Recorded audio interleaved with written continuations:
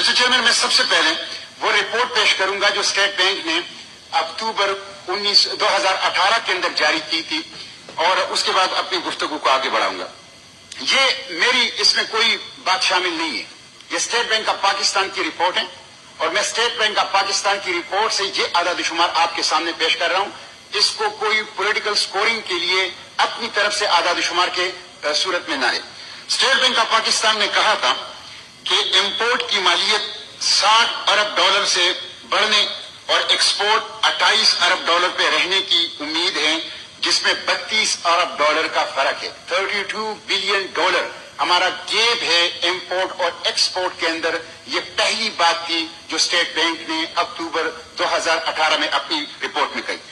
दूसरी बात state bank ने कही कि मालियाती खसारा भी और करंट अकाउंट खसारा भी उसमें इजाफा होगा और दोनों मिलाकर जीडीपी के 6% तक पहुंच जाएगा। तीसरी बात उन्होंने ये की है कि जो 16.5% इजाफे के साथ जो हमारे 3,500 अरब का इजाफा होगा जो कर्जों के अंदर और कर्जों की मजमूई मालियत जो है वो 28,550 अरब रुपए के हुजम पर चला जाएगा।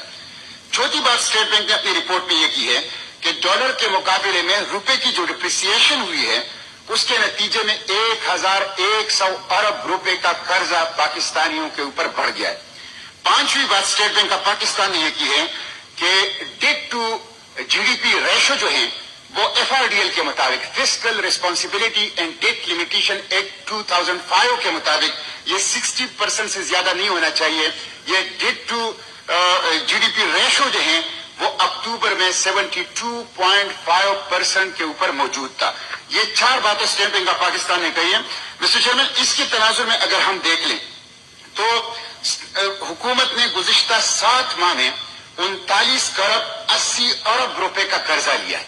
39 अरब 80 अरब रुपए का कर्जा लिया है और कर्जों की ये जो इजाफा है इसमें हुजम में 4 गुना इजाफा हुआ है।